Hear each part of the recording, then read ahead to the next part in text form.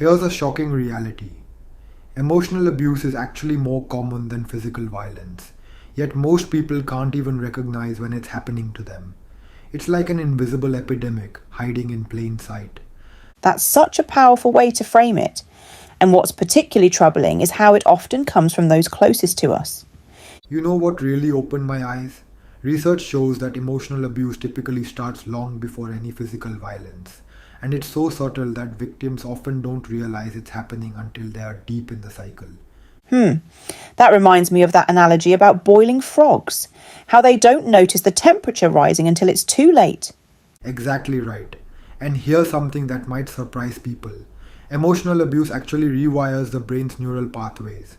We're talking about measurable changes in how people process relationships and emotions. That's fascinating from a scientific perspective.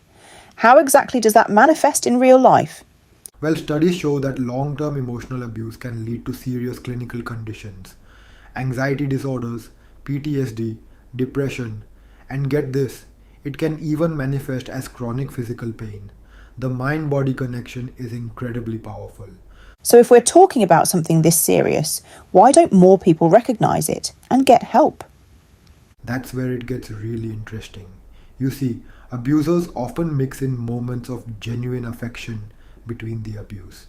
It's like psychological whiplash. One day they are loving and supportive, the next they're undermining your every move.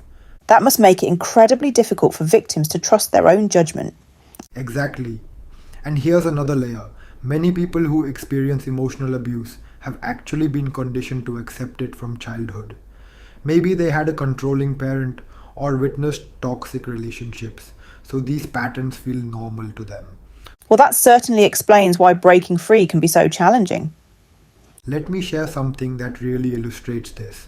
Research shows that people who experience emotional abuse in childhood are 3 times more likely to enter abusive relationships as adults. It's like this terrible script they keep reading from without even realizing it. That's such a sobering statistic. What are some of the warning signs people should watch for? So there are these subtle forms that often fly under the radar. Take helicopter control for instance. It starts with something seemingly innocent, like suggestions about what to wear, then gradually escalates to monitoring every text message, every social interaction. That's particularly insidious because it can feel like protection rather than control. Right. And here's what makes it even trickier. Abusers often use what psychologists call intermittent reinforcement. They'll mix periods of warmth and affection with periods of control and criticism, which actually creates a stronger emotional bond than consistent positive behavior would. Oh wow, that's like the same principle that makes gambling so addictive, isn't it? Exactly. And speaking of addiction, let's talk about emotional neglect. It's like this invisible form of abuse that creates an emotional hunger in people. Studies show it can actually affect brain development in children, leading to difficulties with emotional regulation later in life. That must have huge implications for future relationships. Absolutely massive implications. And here's something that really blew my mind. Research indicates that emotional abuse can actually be more damaging long term than physical abuse because it undermines a person's entire sense of self. That's fascinating and terrifying. How do people even begin to recover from something like that? Well, that's where the hope comes in. The brain has this amazing ability called neuroplasticity. It can actually rewire those damaged neural pathways with the right support and intervention. But, and this is crucial, most people need professional help to make that happen.